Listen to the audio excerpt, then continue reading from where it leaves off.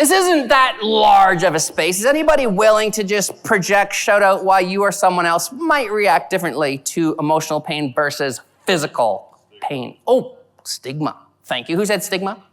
Trevor, is that you, Trevor? Yes, sir. Trevor, stress ball coming at you. Let's go. Oh, that was a one-handed one. Round of applause. Good job, Trevor. What else? Yes. It's easier to express physical pain than it is emotional pain. Stress ball coming at you. That's gonna be what? Well, no round. I'm just kidding. Good job. Round of applause.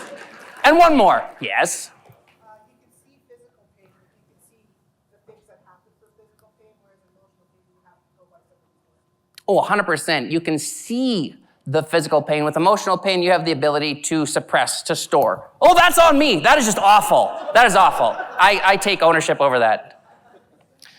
And here's an example. Our one son, he broke his ankle. And so when you're injured at a physical level, there's a sense of immediacy, right? Like, first of all, you know where to go. And when you go to that place, you don't have to worry about things like stigma. And here's the other thing. There's a timeline to healing. I don't know if it's a hairline fracture, 6 weeks, cast it, good. Emotional pain, very different. If there's one thing that I have learned over the years, it's the following. Emotions are energy. Time for a visual. Let's say this jar represents your body. Inside this jar, I've placed a few stress balls with words like shame and anger, because for me, those were the two most dominant emotions of my life. I didn't have proper strategies, coping mechanisms to deal with them, so what did I do? Buried it.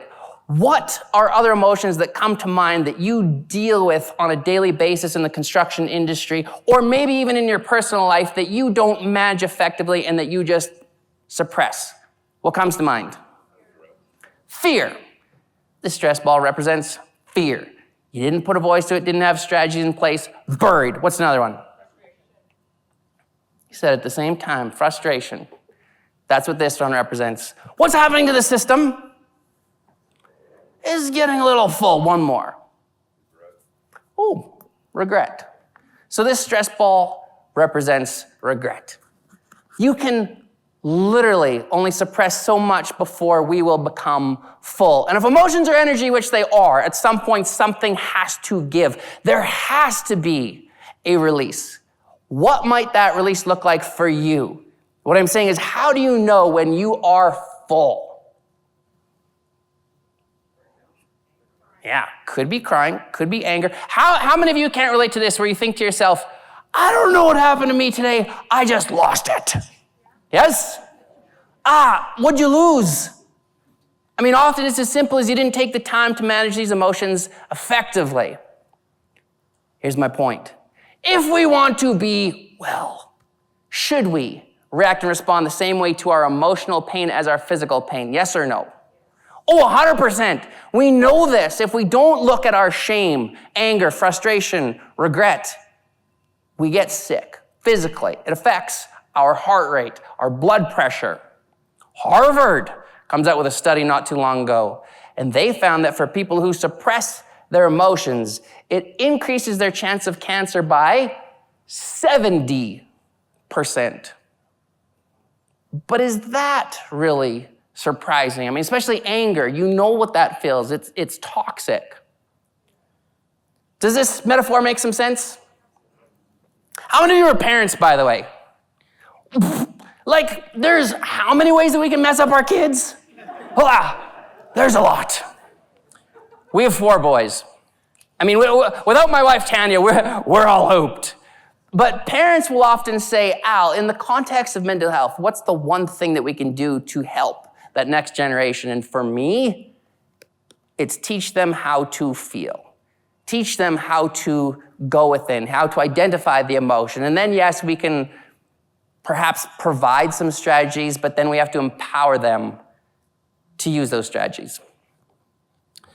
So I have an opportunity to travel to a lot of different construction sites, and we kind of stir the pot because there's still that old man up, if you will, culture that sometimes exists. And we know that that doesn't work, right? When you suppress it, it does not work. And I was on this one construction site, and I had a great conversation with this man named Lorne, and I was able to put it in writing, and with his permission, he said that I could share it. I find it interesting. Here's what Lorne says. He says, "My anxiety can be overwhelming at times, but being a typical man working in the construction industry, I keep it buried inside. I try to remain strong and positive when I take my wife in for her cancer treatments. It's hard. I tell her everything will be fine, but once I walk out the door, I find a bathroom with a lock on it and bawl my eyes out." Lauren says, "What if things aren't going to be okay this time? It's during those days when I don't sleep. I feel the stress and anger build up inside, and I start taking it out on others. I lock myself in my office or hide at home until the anger subsides, and then I go back to my daily life of work and loving my wife." There's a few things in there. One, we have no idea often what the people around us are going through, right?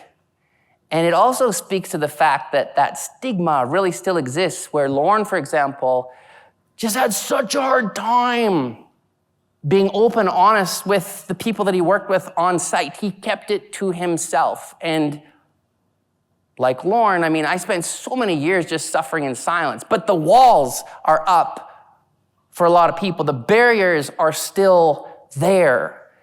And the segue into our next question is, yes, I'm asking you to be a little vulnerable on a Wednesday morning. How many of you would say yes to this, that still you find it a little difficult to reach out for help, to be vulnerable? Now, just keep your hand up for a second. I just want to, take a look, because we're doing a lot of great work, but this still exists, and the awareness is where we are right now. So just shout out some of those key reasons why you or others often remain hesitant to be vulnerable. Yes. Oh, yes. Judgment. See, what will people think? Will it change how you're perceived in the construction industry? Will you be seen as weak? Are you capable of carrying out the task? What else? Pride, yes. Yeah, there's a hand up over here. And that's fair, because what happens if you finally allowed yourself to be vulnerable, reach out for help, and it wasn't received how you had hoped it to be? So all of a sudden, now we're going backwards instead of forwards, and we're going to put our walls back up. But having said that, that was me. The worst thing that we can do is then be like, I tried, right? Just because it didn't work the one time doesn't mean that we have to stop, but that is a barrier. What else? One more, yeah. Not wanting to be a burden, thinking that they have enough on their plate. And that's a slippery slope. Thank you. When I finally met with a counselor, this was in Saskatoon, I remember, she says to me, "Al, you have to start letting people in." And I said, "The door's not locked. Come on in." No, my walls were up for many of the reasons that you already mentioned. So the last book that I wrote on men and mental health, I really wanted to figure out not only what the barriers are, but more importantly, how do we smash through them so that the next generation doesn't have to fight so hard. And one of the men that I interviewed was Eric. This is Eric Harder. At the age of 17, he was at that place where he says, "I'm out. I can't do this anymore. I won't do this anymore." So he writes his suicide note. He takes a handful of pills, and to his complete surprise, he wakes up 18 hours later. He's in a lot of pain, but he woke up. 20 years goes by before he ever tells another living soul, not only about that night, but about his challenges with mental health. And what he says is the following. He says, "Over time, I learned how to unclench my fists and reach out for help with fingers fully extended. And to my surprise, I found more hands reaching back than I could ever have imagined." I interviewed a lot of people. This theme surfaced repeatedly. And isn't it interesting that often what we think is going to happen rarely happens? Can you relate to that? See, every single person said that when they finally gave themselves permission to be vulnerable, to reach out for help, they felt better. They felt liberated, free, like they no longer had to hide behind that proverbial mask. Well, of course they felt better. We already talked about this, because the moment that an individual is able to put a voice to some of this stuff, they feel better. What's the definition of healing? For me, it's pretty simple. The more that you're able to get the darkness out, the more room you make for light. It's that simple. I suspect that many of you can relate to this, where you had a lot going on, whether it was at work, in your personal life. You take the time to meet with someone that you trust, keyword, someone that you trust, and you just talk. I mean, you talk for 10 minutes. They listen. At the end of those 10 minutes, you sit back and you say, "Well, I feel better." Yes? Why? Release. I think that's one of the greatest gifts we can give someone, and whether that's within the construction industry, on-site, under our homes, in our communities.